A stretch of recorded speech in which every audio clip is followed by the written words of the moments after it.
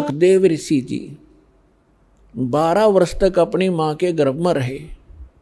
वो बाहर नहीं आए क्योंकि गर्भ के अंदर बच्चे को अपने पूर्व जन्म के संकट और आने वाले इस जन्म में जो लिखे हुए हैं वो सारे याद रहते हैं कि के दुख आएंगे तेरे ऊपर बाहर जाते। जिस कारण से उसने गर्भ से बाहर नहीं आया। वो 12 वर्ष के बाद ब्रह्मा विष्णु महेश तीनों ने आकर उससे कहा, सुखदेव तू बाहर आ जा, ये परंपरा खराब मत कर। तब उसने कहा था कि आप के अंदर से निकल रहे ये तीनों गुण या त्रिगुणमयी माया बाहर आते ही अचेत कर देती है, शुद्ध बुद्ध भला देती है। आप अपनी माया को रोको। अब इन्होंने कहा कि देखो इस माया को रोकना हमारे बस की बात नहीं है। ये तो हमारे अंदर गुण भर दिए भगवान ने, लेकिन हम कुछ क्षण के लिए सांस घोट सकते हैं, नहीं तो हमारा शरीर फट जाएगा। ये इतनी देर तक, बस इतनी देर, फ्रिक्शन ऑफ सेकंड हम इसको रोक सकते। तब सुखदेव जी ने कहा आप इतनी देर रोक दो। कहते तीनों देवा थम भी माया, उदर गर्भ से बाहर आया।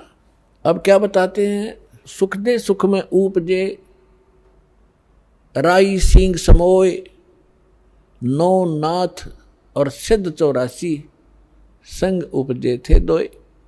अब हम और प्रकरण ना बढ़ा करके आपको जो उद्देश्य है उसको सुनाते। पुण्यात्माओं सत्संग ध्यान सुना करो। आप कोई 2000 किलोमीटर से आ रहा है, कोई 1500 किलोमीटर से, कोई 800 किलोमीटर से, कोई 500 से, कोई 400 से, और यहाँ आकर भी आपकी अटपट खटपट नहीं मिटती, फिर आने का फायदा क्या हुआ। अरे 2-2.5 घंटे हम फिल्म देखा करते पहला, जब इस मार्ग पर ना लगे थे। एतवार के अंदर क्या स्कीम बनाया करते कि VCR लाओगे किराए पर, 100 रुपये लगेंगे और 3 फिल्म लाओगे 3-3 घंटे की हैं, और शाम में चला देते 7 बजे। सारी रात आंख पाड़े बैठे रहते, ना नींद आती ना उठ कर जानने जी करता, 9-9 घंटे। और वो जब बैठे रहते, अरे भगवान का अमृत बरस है, 5 मिनट में इधर उधर भागना शुरू कर दे। वो काहे के भगत हैं, ठीक है किसी कोई, क्योंकि यहाँ रोगी ज़्यादा आते हैं, दुखी बहुत। आज कोई सुखी नहीं है संसार में, वैसे तो पहले भी नहीं था, पर ईब तो कर टूट रहा सबके ऊपर। तो यहाँ प्रधानमंत्री बना बैठा और कोई न कोई बीमारी लिए फिर रहा, वो भी तो किसी ना किसी रोग से वो ग्रस्त है, और भयंकर रोग है उसके। ठीक है, उसका ट्रीटमेंट करने वाले साथ साथ रहते, इसलिए वो थोड़ा घिसट रहा है। तो कहने का भाव ये है, वो बात अलग है, कोई बीमार है वो जाओ, बाथरूम भी जाना पड़ सकता है उसको, और कोई जड़ी बूटी लेने भी जाना पड़ सकता है, लेकिन ज़्यादातर ध्यान दो सत्संग सुनने में। अब हमने आप यहाँ पर परमात्मा प्राप्ति के लिए ही इस उद्देश्य को लेकर आए। आज जो प्रसंग चल रहा है कि सुखदेव जो था वो बाहर आया, बाहर उसको आने से उस माया का प्रभाव नहीं बना, और उसको अपने भविष्य की याद बनी रही और पिछला इतिहास याद रहा। जब वो 12 वर्ष की उम्र का माँ के गर्भ से निकला, माँ के गर्भ से निकला जब तो छोटा था, बाहर निकलते ही वो एकदम 12 वर्ष की आयु जितना शरीर उसका एकदम उभर गया। तो क्या, अब सुखदेव ऋषि के पिता थे वेद व्यास जी। वेद व्यास जी ने देखा कि बेटा हो गया, और उसको पता चलते ही वो दौड़ा दौड़ा आया। तब तक सुखदेव उठ कर चल पड़ा। व्यास जी ने कहा कि हे बेटा, हे पुत्र, बैठ जा, रुक जा। तब उसने कहा, देखा नहीं अपने पिता की ओर, चलते चलते कह रहा है कि एक लेवा एक देवा दूतम, ऋषि जी कोई किसी का पिता नहीं पूतम, ऋण संबंध जुड़ा एक ठाठा, अंत में सब 12 बाटा।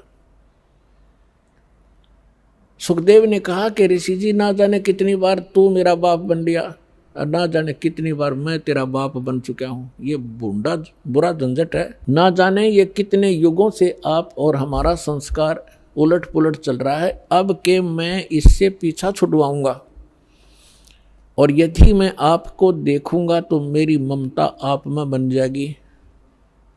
यूं कहकर के वो पिछले संस्कार से उसकी कोई बैटरी चार्ज थी, उसमें आकाश में उड़ जाने की सिद्धि पूर्व जन्म के संस्कार से थी। वो आकाश में उड़ गया, आगे जाकर अपनी और नाल काटी और पत्ते पुत्ते लपेट कर जंगल में घूमने लग गया। ये लंबी कथा है, हम उस प्रसंग पर आते हैं कि एक लेवा एक देवा दूतम और कोई किसी का पिता नहीं पुतम। पुणात्मा और परमात्मा का ज्ञान है, ये किसी डूम बाट के गीत नहीं है। यदि आपने अध्यात्म मार्ग को ग्रहण करना है और यहाँ भी सुखी होना है और सतलोक चलना है, तो जो ज्ञानदास आपको बता रहा है उसको हृदय में समा लेना।